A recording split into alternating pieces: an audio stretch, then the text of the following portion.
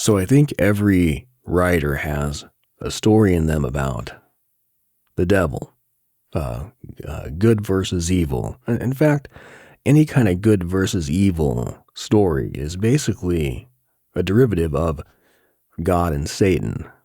I'm not religious at all, but I'm fascinated with it. I'm really fascinated with these belief systems. I'm not saying any of them are wrong or right. I'm just not interested. But I did come across the story that I wrote in Austin, Texas. Now, I was there.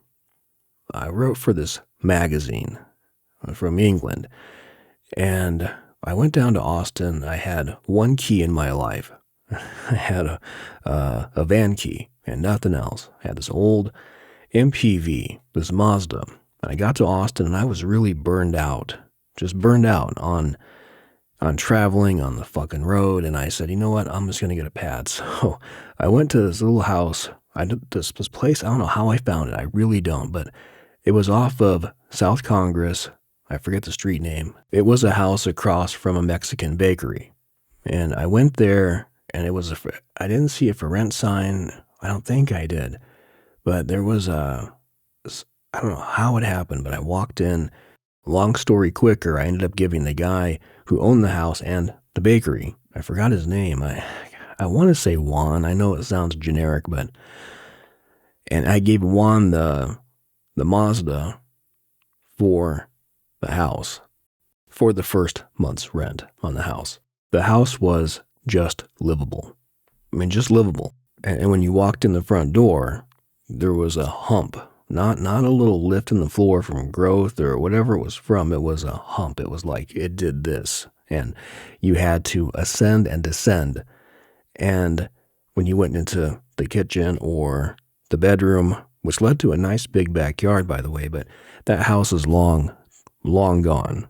It's long gone. It wasn't supposed to be rented, probably. But, I lived there.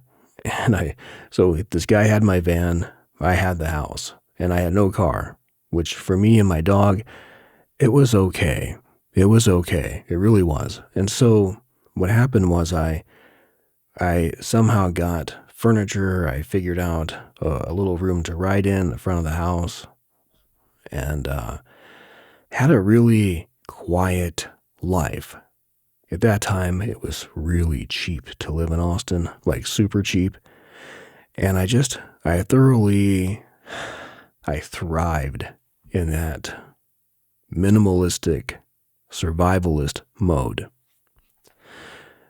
Made some interesting friends, as you do in Austin. I lived there for a while, and I wrote. I had a typewriter and a computer, and I mostly wrote on the computer. I had this little white electric I wrote on a lot too, but I had this idea for a story. Oh, I want to say before I go on though, is that sometimes I would look out my window, and I would see that white van that I had, just not mine anymore, go in the back of the bakery and park. One of his workers, or probably one of his family members, lucked into it. It was a good van, stick shift, smooth. I mean, I just wanted to pause the chaos. So I did. And I wrote a shit ton in that house. So in Austin, that bakery was the source, became the reason why the lady who worked there became the reason why this story was even born. And I really, really loved going over there. They had the most amazing food. Amazing food. My God. And I've always wanted to write a story about the Antichrist, 666, the devil, a war between heaven and hell. It's been done so many times by so many accomplished minds.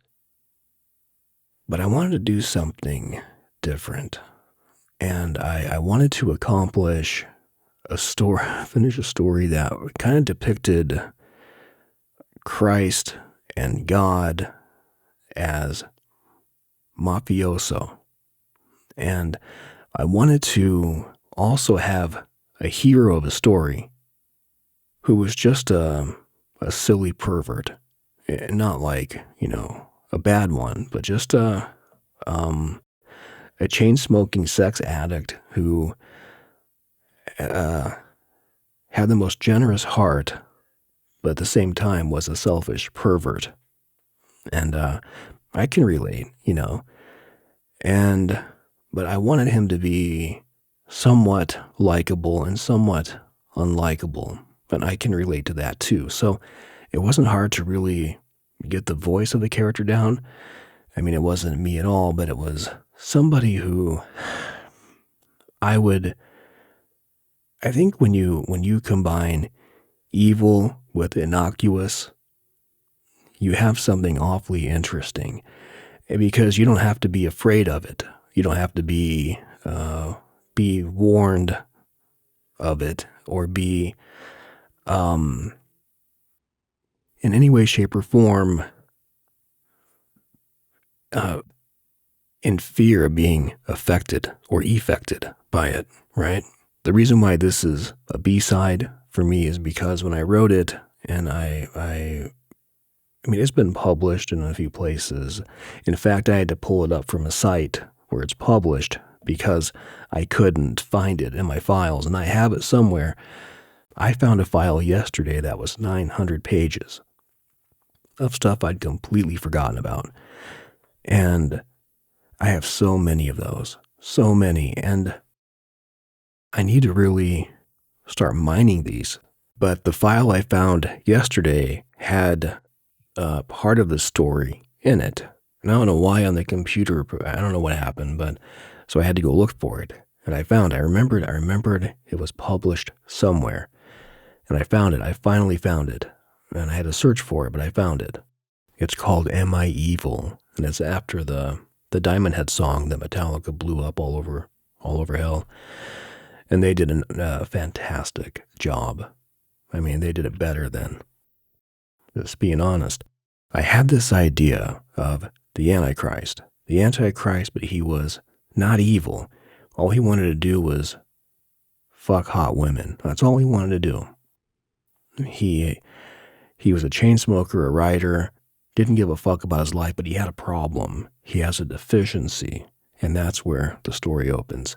And look, it's a B-side also because it's just goofy. There's almost no literary merit to it. It's just a fun story to tell. And I had fun writing it. I remember once I pulled up that Rolodex in my brain, right? I remembered writing it, and I liked it enough to, back, 22 years ago, send it off to a place to publish it. So in that sense, it was successful, but it was by request. Somebody was like, hey, give me a story. And I don't think I really cared about it. I'm like, hey, just take this. And by it, I mean the whole situation, and just keep it. I don't want, just keep it as free. And they ran it. And it's really one of those things where I look back on, I'm kind of embarrassed by it, but I'm not, because I wrote it. And it's almost like, I think a published piece of bad work is like a bad tattoo, but it's bad in the sense that you should be proud of it. It's kind of punk. This is called Am I Evil? I grabbed the sack from over the counter and watched a guy leave through the door. I barely missed it. I waited around for someone else to walk through. I breathed out and walked toward it. Nothing. I backed up, walked forward. Nothing. I walked back by the bathroom, stared off casually, approached the door, and tried to sneak up on it. Nothing. The woman behind the counter was watching. I stared off. She walked around the counter and played with the little sensor box at the end of the glass.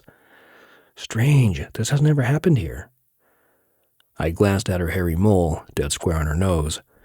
This happens to me, always does. This is why I don't wear a watch. She looked at me. Why can't you wear a watch? No, I can wear one, but it stops once I put it on. I'm cursed. So, she laughed, if you wouldn't have come in here today, the door wouldn't have broken. That's right. You're lying.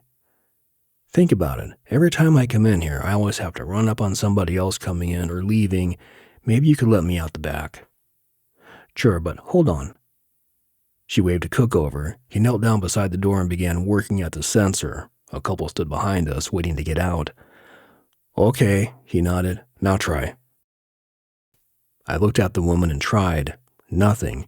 I backed away and told the couple to go ahead. The couple stepped to the door. It slid right open. I followed them out. The door growled at me.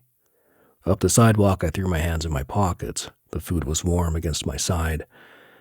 Excuse me. I let her catch up to me. That was crazy, she said. You really break things like that? I mean, it's working fine now. It's technology. In my old car, everything was manual. Everything. No electric windows or automatic transmission. No CD player. I had a new car once, for a minute. My ex-girlfriend's. She just got it. I sat inside while it was running and everything shut off. She had a toad and they gave her another one, but the same thing happened. She broke up with me the next day. Well, we were on the skits long before that, so... You're lying. We were at my front door. I took my hat off and wiped my hair back from my face. I'm not. I was born with it. You can imagine the hell I grew up with. I looked behind me. She had followed me into the house. She saw my typewriter and my desk, scattered pages in a full ashtray. You write? Yeah. What? Everything? Twice a week I help this girl mow and trim yards, but right now I do piecework for a London magazine. Piecework? I freelance for them. Freelance? Forget it. I looked in my room. Her bike was in there. Her weed was gone, and there was a note saying that she came by, but I was gone. No shit. I threw the note in the garbage. It bounced off the can and hit the floor. I reached down to pick it up, but it jumped up in my hand, and I threw it away. It happened to me once in a while. The woman had seen it. She looked up at me and froze. El Diablo. It dawned on me that she was Mexican. My neighborhood was Mexican, so I hadn't paid any mind. Then everything else dawned on me. El Diablo? Wait, I'm not the devil. It's my chemistry. You know how some people can pour acid onto their hands? I saw a guy on the show once. He poured acid on his skin in front of his students and nothing happened to him. In my case, anything electrical or technology-based invented after I was born breaks around me. It's just science. I stared down to her and smiled. She backed toward the door. No. You're the devil. Stay away from me. She slammed the door and walked back to work. She was crazy. I lit up. I sat down and hid the machine. I wrote a long poem about the bakery woman. I laid on the couch and read through a book and started to write. I grew bored. I jacked off and took a nap. After midnight, I was laying around in bed. It was still raining. I heard someone knocking. I wrapped myself in my blanket and looked out my window. I didn't recognize the car. I opened the door. The bakery woman. She was wearing her bathrobe. I shook my head at her and laughed. What are you doing here? You are the devil. I know it. It was cold outside. I opened the door all the way. All right, have it your way. I'm the devil. Come in before you catch something. She came in. I closed the door and locked it. She followed me back to my room. I walked into the kitchen and ran the hot water. I have 1 pack of hot chocolate left. You want it? She hissed from my room. No hot chocolate with the devil. I turned it off and sat in my bed, tossed the devil his boxers. She flicked them up at me with her foot. I dropped the blanket and dressed. I threw on my sweater and grabbed a pair of socks and walked to the bathroom, got warm and combed my hair back. I sat on my bed. She hadn't moved. She stood in the middle of the room and stared at me. I lit a smoke. Look, sweetheart, you're starting to give me the creeps. Sit down or something. The devil, she said. Oh, Jesus Christ, how? No, don't say that word. You are the most evil. I feel it off you. Listen to me. If I was the devil, would I be living here in this shithole working for daily cash and writing for a British magazine? Seriously, get off my ass. I'll show you, she said. I laughed. Show me. She reached inside her robe around her back and pulled out a pistol. I jumped back on the bed. Whoa, whoa, whoa, whoa. Calm down. Baby, you don't want to do this. She screamed and pulled the trigger. I saw the smoke leave the barrel. I saw the bullet spiraling in front of my face in slow motion. In slow motion, I cocked my head at it while it spun there and hung in front of me. Everything went back to normal speed. I didn't know how I did it, but I swiped the bullet from the air and threw it backward at the gun. It went back into the barrel and everything went down in reverse. The smoke went in and the gunshot went in reverse, and there was a click, and there was silence. Instinct came in. The gun broke loose from her hand and flew across the room into mine. I held it on her. She stared at me coldly. You see, you are the devil. I looked at the gun. I was sweating. I closed my eyes and the gun was no longer. You need to leave, I told her. She ran out. I jumped up and ran to the mirror. I stripped naked and studied my body. I had a receding hairline and a gut. In the mirror, I watched my hair become full and longer, and my stomach tightened to an athlete's form. I made my cock long and thick. I held it in my palm and smiled a mean smile. Was I the devil? Could it be that I was the devil? I searched my scalp for the number. Nothing. I searched my right palm for the number. Nothing. I tried to think evil, harmful thoughts against the world. Nothing. How could I be the devil? Then I got it. I was dreaming, a twisted dream. I'd had them before and regularly, but this one had them beat by miles. I walked back to my bed and made myself sleep it off. Morning, bright out. I thought about the dream and shook my head. Stupid. The devil, the Lord, Santa Claus, and the great pumpkin. I felt foolish over having the dream, over the drama of it. The bakery woman and the gun, the bullet. I decided I need to get out more, go downtown and meet some girls, get a decent job, and so forth. I was afraid that I was losing my mind. I felt good that morning, though. I usually woke up coughing, but I felt charged. I even felt virile. I didn't even stretch. I leaped out of bed and ran the water in the bathroom sink. I splashed some water on my face and wiped my hair back quickly with my reflection. I turned and opened the cabinet behind me to grab my contact lenses case. I slammed the cabinet door and turned slowly back to the mirror. I jumped out of the bathroom and approached the mirror piece by piece. There was my perfect body, long hair and eyes that could see through walls. I tried to feel fear, but I couldn't. I extended my arm and watched the vein work course smoothly down to my fingers. There was a new cock. I looked into the backyard of the house next door. I put my pants on and walked out back. I had this neighbor, this tall, sexy Mexican woman who was married with a little baby. Her husband was a big Mexican. I would sometimes peek through my blinds and masturbate while I watched her in the backyard, her bikini riding up her big brown ass while she bathed in the sun and smoked her long cigarettes, watching her baby sleep on the blanket across from her. She was out in her garden.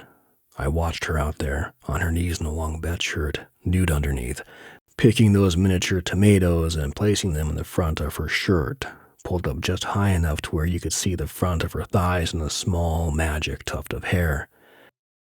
She had never shown interest in me, maybe a few disgusted looks as I smiled and waved to her from my backyard while I played fetch with my dog.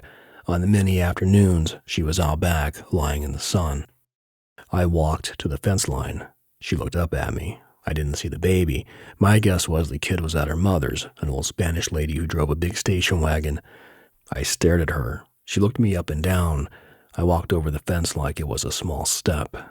She had this look to her. She knew and I knew. I stepped in front of her and dropped my pants.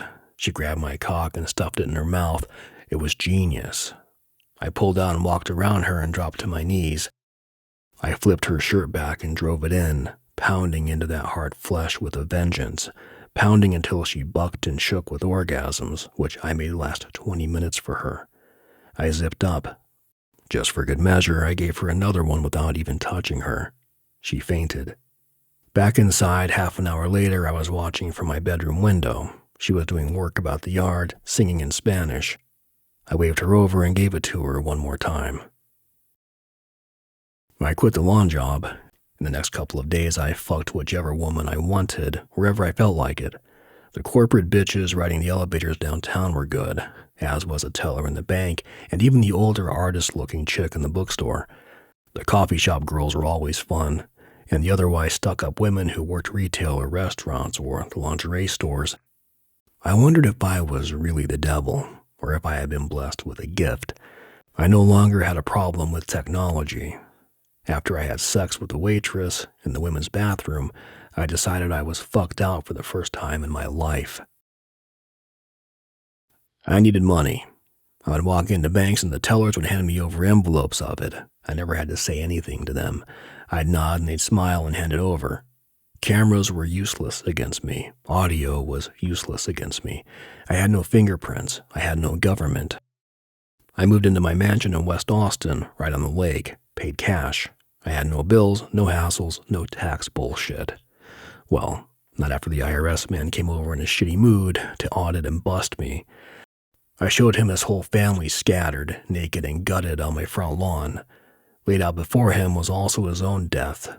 His head in a post, his guts around the waist of his lower body, slid down the post from his detached head, his heart stuck in his mouth. He left and never came back, nor did his kind. I never actually hurt anyone, but what I could show them was horrifying. I learned the full potential of my gift. I had the vision of a hawk, the gift of flight, the gift of invisibility at my choosing. One afternoon, I was flying nude around a tall treetop in my backyard when the lady who does my gardening caught me. She saw me, so I hovered behind a bushy branch, and she shook it off and went back to her work. I could never expose myself to the mortals. That would end my fun. Years went by me like nothing. I had not aged. I had never felt better. I went in for a physical once, and the doctor was amazed at the perfection beneath my skin and blood and veins. My lungs were pink, though I loved smoking. My heart and liver were brand new, every day. But I still did not feel evil. I learned to enter my television and fuck the actresses, the models, and even a few anchor women. I was a famous writer now, doing readings in different cities and countries and writing at the top of my form. There were talk shows, magazine interviews, my phone ringing off the hook. I had no troubles with the paparazzi. Not after the first time. I had 38 wives living with me, all sterile. They were between 17 and 23 years old from all around the globe. I also kept a few older ones around for when the mood struck me. Sometimes I had them all at once, all of them on all fours in a big circle by the pool.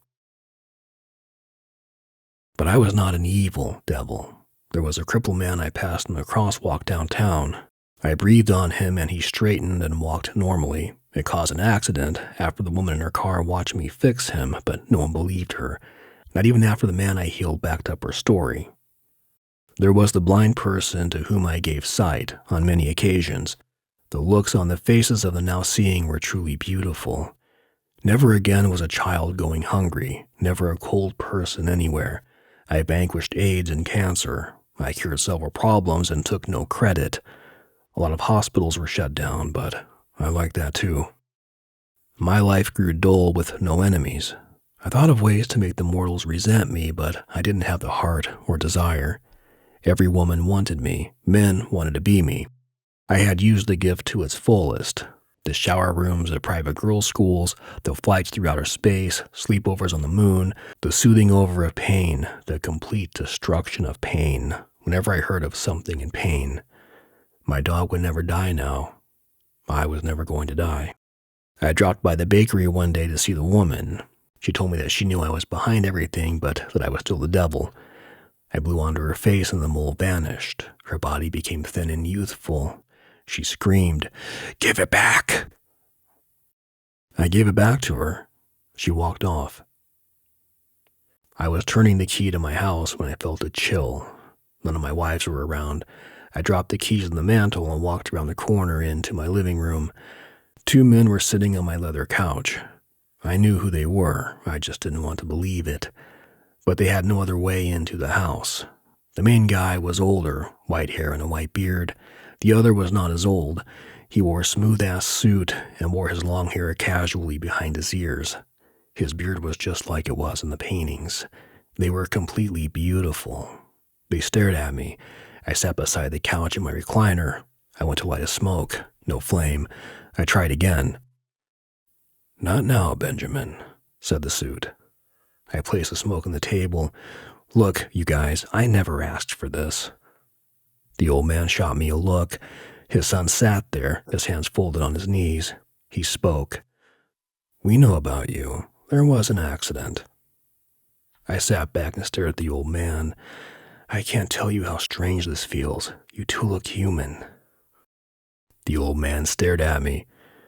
"We're not like them, but we need to talk to you." His voice sent shock waves throughout my body. It was shocking. Nothing has shocked me in years. The sun started. "It began 40 years ago in this time schedule. You were in the hospital in Peoria, St. Francis Hospital, 6:23 p.m., half an hour after you were born.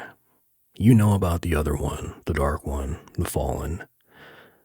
"Satan," I said firmly. "Well, he sent his breath over the seas to find the chosen one, the one who was born with his mark, the one to completely change and abolish life here. This has been planned since, well, you wouldn't understand. Satan, as he is referred to here, does not have the power my father has. He had to physically make contact with the one born with his blight, though be it a powerful, formidable blight. Because of the laws my father made for him, he could not acquire flesh to personally touch the child. So he sent his breath as the deliverer, the way he has to operate from where he is, the way evil really works here. He can be seen to other immortals, but he could never walk amongst the people. That's only a myth, but he can destroy them and see them at all times. Trust us, he knows everybody. This is still his world, and he runs it completely and mercilessly. But my father still owns it." I looked at the old man. He rubbed his beard and stared at me. I noticed neither one of them had blinked the whole time.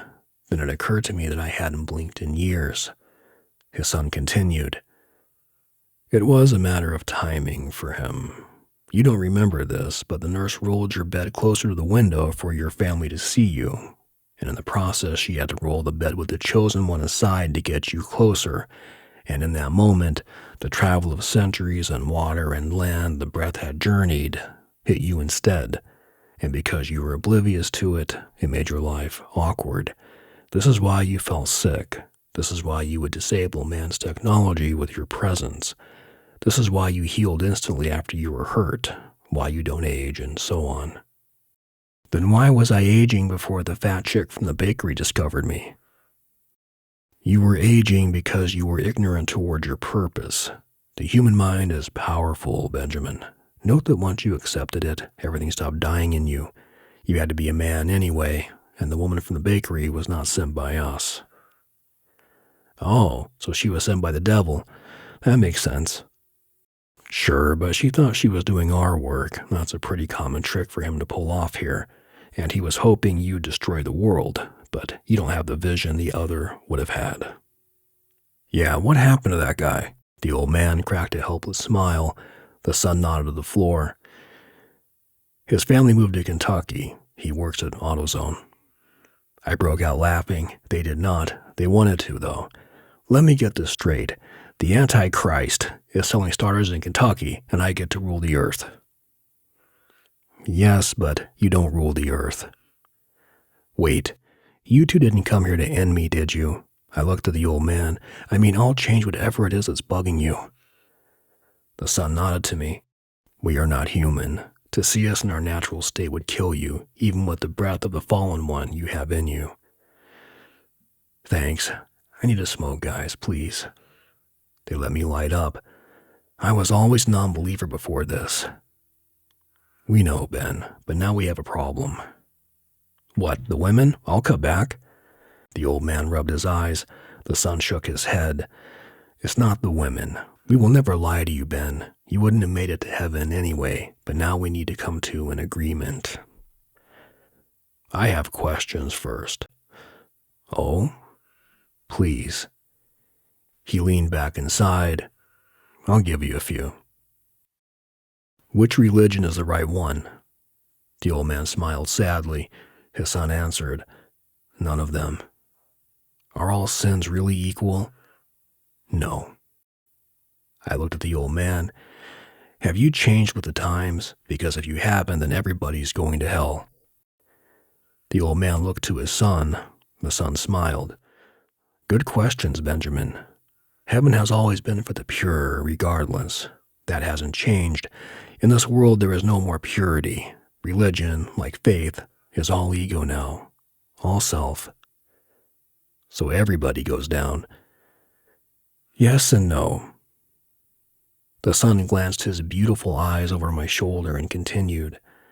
At birth, everybody belongs to my father, no matter what the parents have done, whether the mother took drugs during the pregnancy, whether the life was a product of rape or out of marriage. But it never takes long for the life to become taken in by evil, even if, and this is almost every case, the life isn't aware that it's evil. Granted, it sounds unfair, but it's not, and it's the way it will always be. Benjamin, somebody else is here right now. I turned quickly over my shoulder. I knew it. There he was, sitting at the table behind me, dressed in black, dark hair combed back shiny, an angular, insanely chiseled face. He shot me the worst stare I have ever seen. I heard the son's voice. I don't think you need an introduction, Benjamin. I looked back to the son. I could feel the devil's desire to be near the old man. The old man wouldn't even look at him. The son told me this was the first time the three of them had been together since the first of time. I walked to my fridge. This is too much. I pulled a beer from the shelf. I held it up. Anyone else need a beer? The devil put his hand up. Right here. He caught it. I twisted mine open and sat back down. So what, you guys hate me now? The son smiled. No, Benjamin, far from it. He motioned to the devil behind me. But he hates you. I waved it off without turning around. I don't care about that. The devil threw his beer at me. I reached back and caught it behind my head without looking. I set it carefully on the table. I just bought that table. I tilted my beer at the sun. All right, how do I stay out of hell? Well, you've given the world a new beginning, Benjamin. No more disease, no more pain. Nice touch. Thanks, man. But now you need to give it up. It's your gamble. I swallowed my beer. Gamble? The son sat back. Listen, Benjamin, to tell you the truth, I never planned on coming back here. I mean, can you blame me? No, but all the believers were planning on it. The evangelists and their con, they bet on it, live off it. We have a special hell planned for them, a very special hell. Good. But now my father is taking a second sight on this world. He sees goodness now. He sees that people are truly caring for each other again, caring without any thought of gain for themselves. And for that, he's reopened heaven for the masses. The room felt lighter. I smelled sulfur. What's that smell? The son nodded over my shoulder. He left. The son stared at me. He's angry. Boo-hoo. I put out my smoke. Everything here will be yours, Ben. You will be in heaven. You can keep the writing job, but you have to give back this gift you think you have, to let the people start on their own from here now, a clean start, to truly show my father that without trouble, the world will be good. But this means I will die, eventually. Of course, but I may come back again, and if I do, you go straight to hell, to the inferno, the fiery lake, or whatever it's called now. Either way, you will have a total and perfect separation from my father then, and believe me, you'd rather die here first. I looked beyond them, to my pool and my dog sleeping outside under my pecan tree. I never wanted to give it up. The son leaned forward. Listen, Benjamin, why don't we just kill you right here? I know you've been wondering about that. Contrary to what you are taught to fear, my father is not a murderer. My father is fair. But with this misplaced breath you have, which we need from you to continue revelation, this gift will lead you into evil. That's unavoidable. You can't imagine that right now, but it is. Give it back and live normally within your born flesh. And pick out one woman and have children. Be a good man, Ben. Your heart's in the right place. Walk a straight line and you'll live a long, happy life. I'd advise you to stop smoking. You've done well, a few indiscretions aside. At least you didn't run for president. That was refreshing. I don't have to go to church, do I? No, no one really had to begin with. No? He sighed. Most of the questions are misconceptions, Ben. Right now you know more than anyone else here has or ever will. All other questions you have will be answered when you die. That's one of the few facts mankind didn't misconceive. I watched him stand. Wait, what do I do now? The son smiled. You'll know, Ben. You're smart. They walked by me. The father squeezed my shoulder. Do what's right, Benjamin. As good as I felt the morning I'd first awoke with the gift, the touch dwarfed that feeling. I felt bright and weightless. I felt the purest sense of joy and warmth, of love and understanding the entire universe of time and beginning and end, all in one motion, all beautiful. I also understood that when I was going to die, I would be old and with all my senses, and I would know before it happened, and it would be painless. I watched them walk out of the room and leave through the front door. I thought it had style. I spent the rest of the afternoon wiping out nuclear everythings, wiping out the order of stupidity in all forms, wiping out disgrace.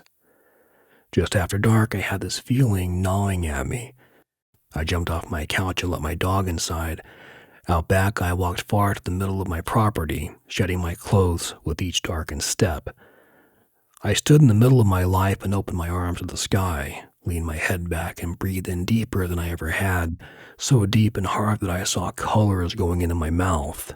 I took the breath in deeper still, and when I exhaled, I could feel a crack beginning to open down my chest from my throat, and I screamed out, and the tree shook, and the ground trembled, and it was only then, at the end of it, that I realized what I had been playing with. I realized why a visit from them was necessary. I realized that I had not been using the gift to even 1% of its potential. It was incredible and nihilistic, but mainly what I did not use of the gift, the meaning of it, was pure evil, unlike the little edges I had polished and used. No wonder the devil was pissed. I reached down and pulled my chest apart. The colors and the death and the blood of many who were to die from it but did not, because of the way I'd used it. All of these were sent forth from my body and tunneled upward into the sky with a blast of color and thunder and deafening cries for souls, for the damned it would never harvest. I watched it explode sideways and cover the sky, and for a second the whole world was a negative of a photograph, and I collapsed to the ground and went into a small coma. I awoke there nude. It was daylight and I walked to the pool, dove in, swam underwater to the other side, jumped out and walked into my house. It was all over the news, the flash and noise from last night, the trembling. People thought it was either a meteor or the second coming, or a bomb, or alien holocaust. I let my dog out and walked to the bathroom and toweled off. I had my gut back and only a little less hair than I'd had before I was discovered. I think it stopped receding. I keep it short now anyway. I have a beautiful wife. Our kids are 6 and 8. The world, well, we shall see. No one can ever know what I know, but they wouldn't listen if I told them. Tonight my wife took the kids and some of their friends over to the school to watch a Christmas play. My kids aren't in it. I sat down in my study and worked a few hours through my 17th novel. I keep the devil's beer bottle on a shelf by my window. It's filled with sand and used for a bookend. And that's going to wrap today in episode 2 of Garbage on Water B-Sides. Thank you for listening, if you've been this far along with me, and we're into a whole new year, and I hope it fucking rules for all of us. I'm gonna get out of here. Thank you again, and as always, take good care.